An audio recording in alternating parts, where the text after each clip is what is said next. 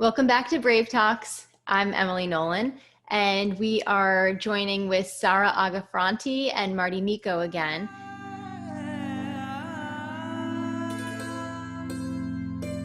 Can you give me an example of like your self-compassion practice, maybe one example you've used, just so I can apply it to my life? Yeah. So a lot of the practice is meditation. So the theory is that as a society, our nervous systems are constantly triggered because by nature, we've always been in fight or flight because we're running. They always say like we're running from the saber-toothed tiger. You've probably heard that expression. And so the saber-toothed tiger no longer exists, but our adrenalines are all still high. They're all up here.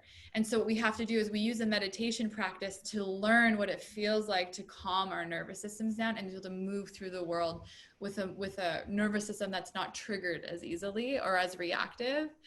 So it's not that the meditation is the self-compassion practice, but the meditation teaches you to know what it feels like to be in this different place. So a great example is I had to have a really challenging conversation just last month here in Bali, and I used the loving kindness meditation before I went in there. And so it really made me think about, okay, well, why am I feeling fear? Why am I feeling anxiety about the conversation? Where is that coming from? What does it mean for this person I have to go speak to? And so I was able to calm my nervous system down. So when I went into it, my Persian fiery Aries state is very like reactive, and I used to always want to just deal with something. I didn't want to have to. I would always say I don't want to go to bed angry. And what I've realized is that it's important to figure out like the right time and space to deal with something or to talk to someone about it, and you don't have to talk about it right away. Like you're allowed to take a day to think about it or to write about it, reflect on it, and then go address it. It doesn't make what you're feeling any less important or valid. And so that's been great in my relationship, because if Michael's done something that hurt my feelings, it's not that he's intentionally doing it, but instead of me being reactive and being like, well, why did you do that? You hurt my feelings. It was so rude or whatever. I'm able to sleep on it and then come to him at a time that would be less triggering for him too, and say, hey, so can I talk to you about something? And then I'm calmly able to describe it. And again, it doesn't happen all the time. I'm not perfect. I'm not, but I'm getting better. And our teacher would always say, it's drops in a bucket. And then one day you're going to wake up and it's going to be your constant state whenever that time will be. So that's part of my practice, which has made a huge difference too, for how I show up for Taj too. Absolutely. I've really integrated meditation. I do it 3 times a day now, whether it's, a phone app meditation where I'm sitting there and listening, or just sitting and just focusing on breathing. It's really helped me sit in my power and have compassion for myself and be grateful for all the things that I do every day. Marti, do you have anything you want to add? No, I mean, I definitely think the practices that we learn, our spiritual practice, meditation practice, and that sort of thing really does help calm that energy down so that we can kind of come from a more clear place.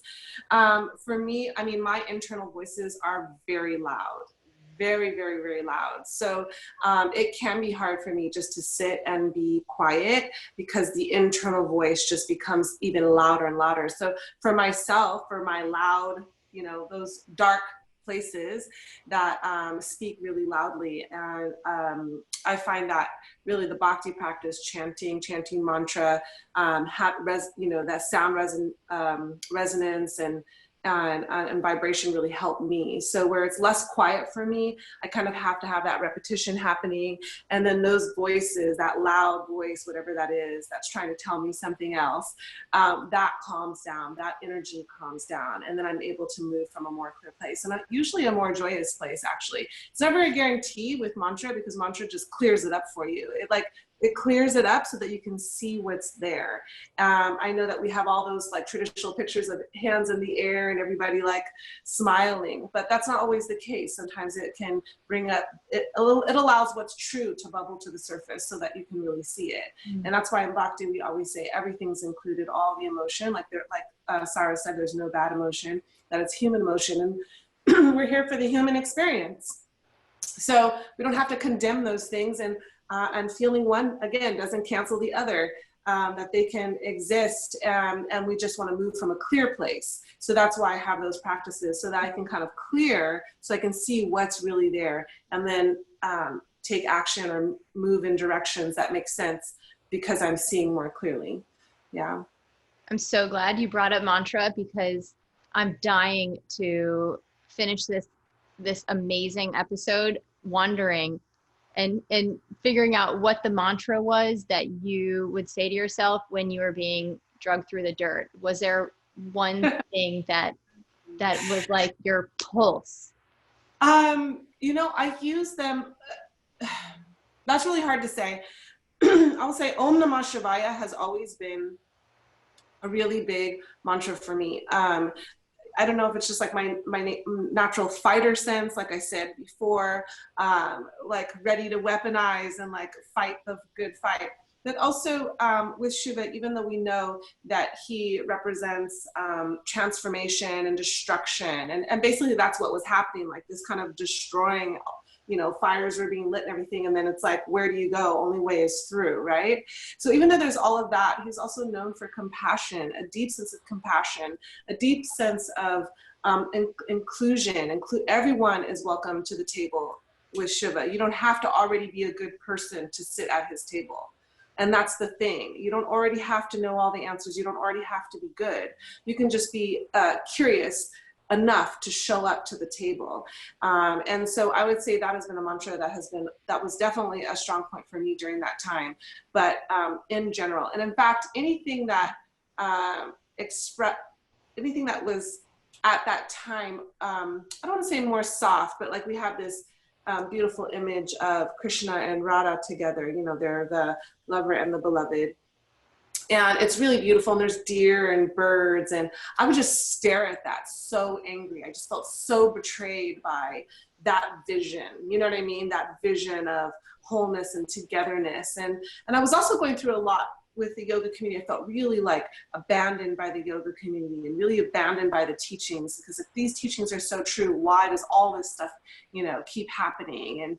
And so I really had to get clear with that. And what helped me get clear with that was that mantra, Om Namah Shivaya, more about like, may I be awake to truth, may I be awake to reality. Not just, you know, I've said it before, but I feel like the yoga community sometimes is just more interested in tranquility, in quietness, in don't disturb the water, right? Rather than truth and awareness around what's real. And yes, at the root of all that, love, for sure. But that there, you know, like when you unfold that, it actually might be very disturbing and murky and muddy and messy.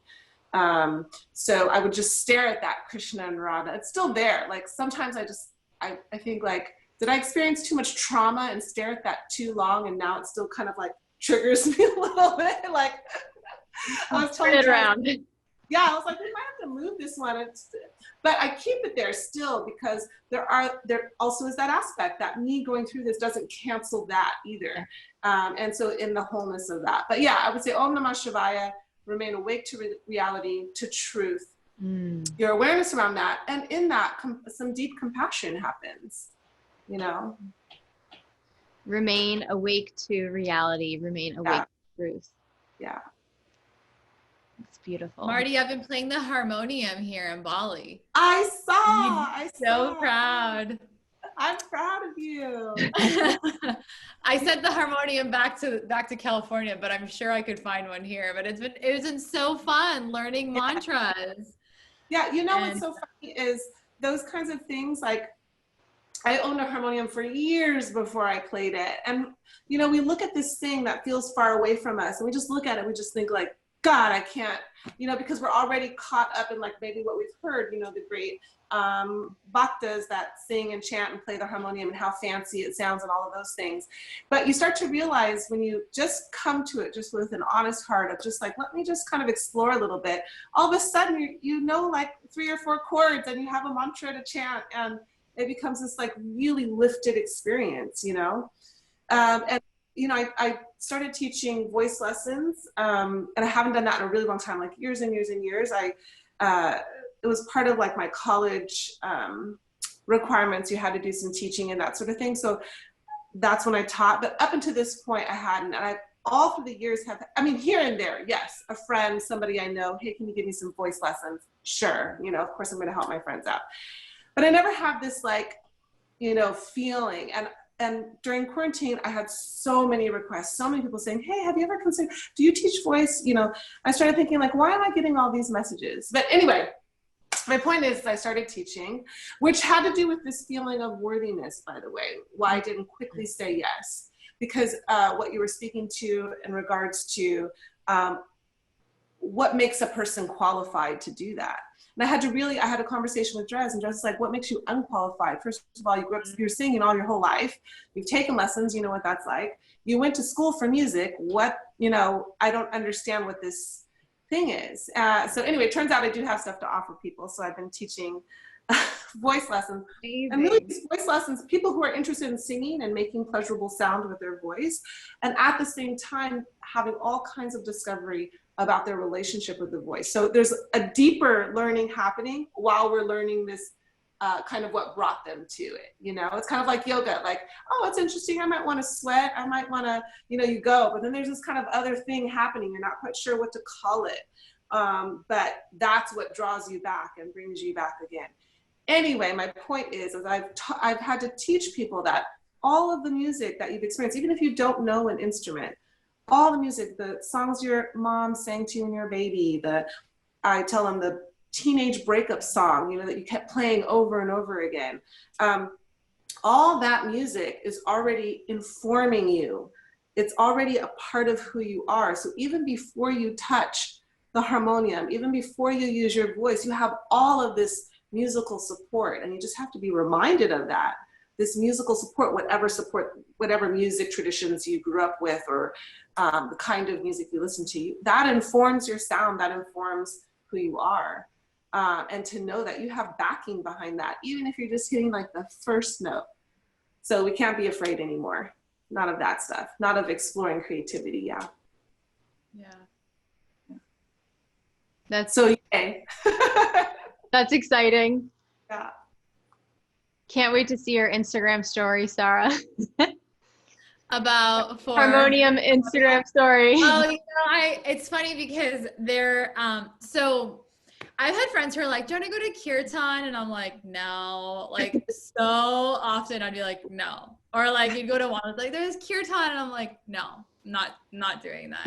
And then I just never identified with kirtan. And we're in a musical home. Like we have dance parties every morning.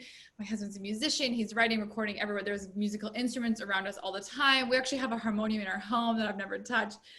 But one of the women who was quarantining here, she had her harmonium here. And so she would play it every sunset by the pool deck.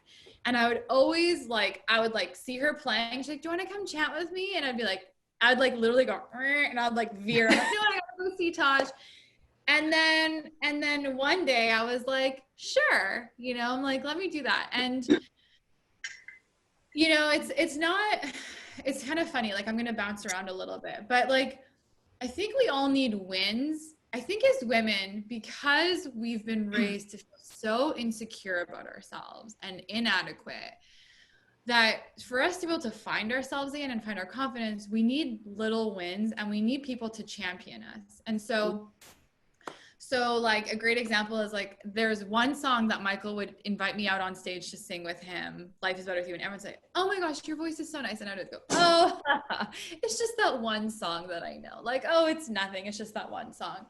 And then all of a sudden we're now in Bali, the quarantine hits, and Michael's like his career is completely on hold, no more touring, no more concerts. Like we were supposed to be on a huge tour this summer. We were gonna have a family tour bus. Our life was gonna be complete opposite of what it is now. And Michael's like, can you, I want to do the song. Will you sing the harmony on it? And I was like, oh my God, well, you have to teach me. And like, I have to practice. And I was so nervous and this, and then slowly it's like, I was like, what the F am I so nervous about? Like, just fucking sing, like open your mouth and just move the wind through your vocal cords and just do it. And so I had to keep doing it, and it had to go online. And then slowly I like got the confidence where now Michael's like, oh, I'm doing this interview. Will you sing the harmony to I'm on Your Side? And I'm like, yeah, no problem. I got this. And if my harmony is a little bit off, like no worries, because I'll bounce into it again or something, you know? And so it's like, you just have to do it. Like what Marti was saying, it's like, but the best part of this experience, again, like so much of Marti, what you say, we're living such similar lives. Like people are going through such hardships with this quarantine, but this has been the best thing for our family because we're constantly on the go. We're constantly giving energy out, and we're still having to give energy out because we're still under stress. Like music was our form of income, and hotel, and both of those things are like zero. They're completely at a standstill. So we've had to become creative, and we have to be relevant, and as a family to survive, to pay our mortgage, to pay our health insurance, pay all these things. But we had people here who were all on the same journey of recreating themselves. And so every night we would sit down at the dinner table and be like, what'd you do today? How was your day? And everyone would share like a success of something, like something that happened. Like, oh, I finished this course, or I recorded a yoga class, or I did that. And what I told them when they were leaving was I felt like each person's success was my success. And I want more of that. And like, when I saw Marti, when you posted those voice lessons, like, which by the way, I'd like to sign up for if you have room in your schedule, so I can tune in those harmonies just a little bit more. But it's this whole championing of each other, you know? And it's funny because when you were saying like, well, I'm not good enough. And so I've been trying to figure out like, what am I supposed to be doing in the world? Because when you ask me like, what do I do? It's like, I do so much stuff. I founded a nonprofit. I used to work as an ER nurse. I got a master's in public health that I never actually posted about on social media. So is it real? Like, did it actually happen that I spent 4 years getting a master's degree? I helped my partner with all his businesses. And so I was always like, I don't have this title where if I go to a party and someone says, what do you do? I always felt really insecure. Like, well, I do a lot of things and my days feel so busy, but am I getting anything done? And then a few months ago, a woman reached out and asked me to mentor her, asked me to just get on a call and give her some advice on a project she was working on. And then more of these calls came in of like, hey, I want to run this idea by you. You created this project. I want to know what you think. And so I had to like find the courage in myself to know that maybe I haven't taken a life coaching course, but my lived experience of the last 5 years of going through this ebb and flow of having to like find myself, be in partnership with someone who already has a spotlight on them, who's been working on their career for 25 years before me, that I'm not in competition with, but I find myself competing with in my own heart and mind, you know? And I see you nodding so I'm currently working on right now, like I had to do all this self-work. I went to the coach to figure out what were the things that what was the work that I was able to do to find myself. And I'm creating a program now because I was asking all these women who were coming to me, I'm like, what was it that attracted you to me? Like, why are you calling me to help you? And they were like, because you're just able to be yourself so freely. And I want to learn how I can do that. Like, how can I be myself? And so it took 5 months of me finding the courage to be like, okay, there could be something here. Like the ebbs and flows of life that I went through over the last 5 to 7 years, like I can share that. And I can be that cheerleader that I so much needed. I can be that for someone else too. And I feel so fulfilled when after I've had a conversation, we part ways and that person is like, yes, I can do this, you know, and like we need it. We need our internal voice to say that, and we also need the people in our lives to say that for ourselves. But yeah, I don't know. I feel like I just went on a big tangent, but Sara 2.0 life coaching. Yeah, well, it's like it's wins. Like we need wins. We need little wins and we need big wins, and we need people to be happy for us. Yeah, when we have those wins. So like, go find like who is the person that you can go and like send that text message to and be like, I see you. Way to go. I'm proud of you. Like, go pick like 3 women in your life, or just 3 people in your life, and like be that person for them.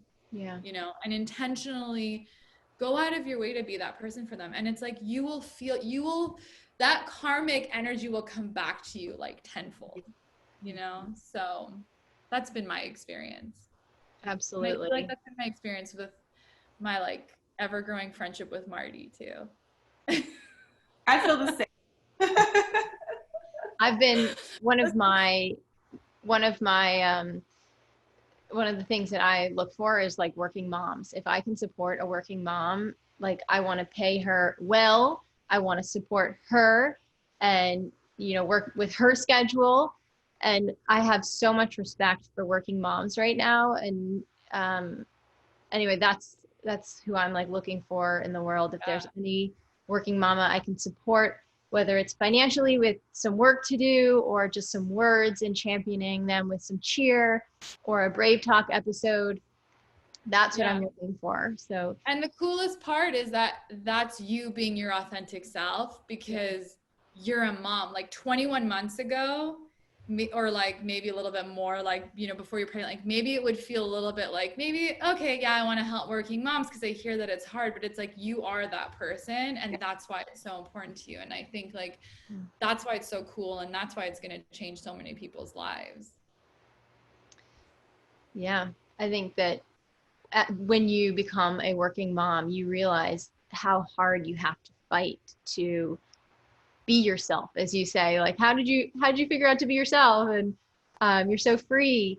And you know, for me, my experience is fighting for, not necessarily fighting, but really putting hard non-negotiables down and saying, I need this time, this day, for this amount of hours, and I'm not negotiating. Like, this is what I need for self-care. I've had mental breakdowns where I'm like, this quarantine, I'm just caregiving full time, and it's like mind numbing. It's, you know, and I had to set hard boundaries for myself. And you realize that working moms are the biggest badasses you've ever met, because they have the courage, as you were saying, Sara, to set that boundary and to have compassion for themselves and to recognize the internal voice and really not have time to put up with the crap of all the external noise and keeping up with the Joneses. And I mean, there are moms that do that too, but you know, I just have so much respect for you both as mothers, and thank you so much for sharing all of your stories and being so vulnerable with us, and all the love and cheerleading back to you all. And you know, it's funny, after 36 years of life, because of some of the wins that I've had, I, for the first time ever, feel confident enough to work out in the gym without my shirt on and just my yoga pants and a sports bra. Yeah. Like after 36 years. Wow. And it's probably because like I'm like, my body freaking grew something, and I don't give a fuck what it looks like. Like, you know, it's like I love what it looks like because I know the power that it has. But it was a culmination of all these other wins that was able to give me the confidence and do it. So I thought you'd like to hear that. I love hearing that. I love it. Yeah, super, super inspiring. And actually, when I remember when you told me about what was your nonprofit again, Emily? What was Topless yoga?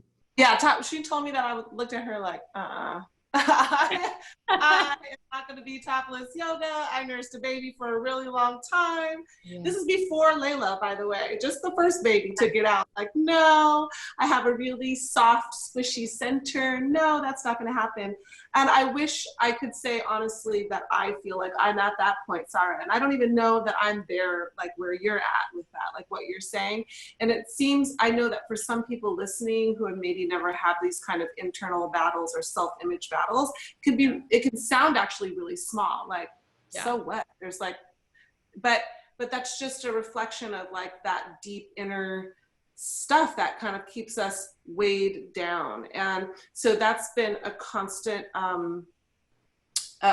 thing that I've battled for myself, just my own body image and loving my body and accepting my body exactly as it is, and knowing that there's beauty there, even though it doesn't look like everything that presents itself to me out there. And that's an incredible, it's a challenging journey. It really is. And I don't know that I'm there yet. We'll see. I mean, I've definitely shied away. I don't love fixed media interviews, classes, any of that stuff. So I've said no to a lot in the past just because I don't want a fixed thing out there. Like, this is going to be fixed and be out. And part of that is sometimes, 5 years from now, I might have a different thought or feeling. And I feel like there's this fixed thing. And it almost feels kind of like hypocritical or hypocrite. But, the Beastie Boys, I recently watched something and they were talking about this old song that they had done that they were really known for. And they're like, you said this though, you said this, you're a hypocrite. And he said, I would rather be a hypocrite than the person I was at that time. So then call me a hypocrite if that's what you need to do. So anyway, there's things like that. And there's also like fixed yoga classes, like whether it's seeing my body or seeing, I don't know, I have a thing about it. And it is because of everything that has weighed on me since being a very little girl. And that's just a life's journey to work through and clear. And again, a reflection of what's happening in the world right now and what people are up against, So although it may sound like you said, you've been calling it a small win. And for me, that'd be like a huge win, but you're calling it a small win, but it is a win, and it is valid, and it is, you're worthy. We're all worthy and beautiful. It's a small win because I'm still wearing my ultra high yoga pants. Yeah, it is. Lululemon brought in them high rises, and I went straight to them. They go up to the bottom of the sports bra. Yeah, you really only have like 2 inches of like bare stitch. And it's so funny because like my husband's like, Sara, he's like, you look so great in a bikini. Like, I love you. And I was like, thank you, Jesus, that the one pieces are like in style, but it's like confidence and I know we're probably over time, but it's like, I was able to get there because I was able to so I've been working out every day. Again, I know that I'm living a very unique life right now. Like, I have resources and support here that I don't normally have when we don't have quarantine. It's because of where we're living. So I acknowledge that for sure. And I also acknowledge that I've taken fucking full advantage. Like, I need to come back to San Francisco in the beginning of August, and I had a mild panic attack. Like, I was like, I need to make the most of the next month with all the resources and support that I have. But I've been working out every day, and I've seen that the strength in my body and the power that it has. And so it's reduced the insecurities of what does it look like? And as a consequence, I've lost weight, which also makes me feel good. And it's not because I want to be skinny. I'm curvy and I love my body, but it just feels more like me, and I feel better. And so it's this whole 360 thing, it's not just about hitting a number on a scale, but it's about feeling good when you wake up. It's about how do you rebound when something shitty happens? How do you respond in an argument? How do you respond when you get a weird comment on social media? That can be a whole other podcast that we can go through, but that it's like you have to, I guess it's find one thing that you really care about and then get people to if you can just make that one thing happen, whether it's taking that one voice lesson or, writing that one email or putting up that social media post, expressing how you really feel, and just let people respond. And it kind of breaks down the walls a little bit. So maybe, in a year we can come back and I'll let you know if I'm wearing the low. I think low rise is coming back in eventually. We can't be high waisted for this long. It's got to go. So we'll see how I do. I think it's coming. I think it's making its comeback. I feel like it is too, and I'm scared. It's the low-rise baggy comeback. So you get the baggy part. Does it come with an oversized t-shirt look or? Oh my God. Nothing fitted. Oh, thank you all so much for your time and for your wisdom and for your fearless just leadership in this incredible time. And I'm so looking forward to hearing everyone's responses from this episode. I have loved every second of chatting with you both. Thank you for having us. Thanks for Our having pleasure. us. You're both so brave, and I just recognize that and see you both, and can't wait to see everything that comes from our conversation and just your postpartum period, because I'm still considering this postpartum until I think my son goes to college. And even then, it's still codependent, right? Like, Totally. yeah. Well, whatever you need, let us know, Mama. We got you too. All right. Thank you so much. Enjoy your rest, Sara. Thanks for staying late with us. Bye. Take care. Wow, those were some inspiring conversations we had. Thank you so much for listening in and being a part of this conversation of navigating motherhood and our career loves. Sending you all so much support and love. I cannot wait to hear what you think about this episode, and I look forward to sharing the next Brave Talks with you. Take care, lots of love,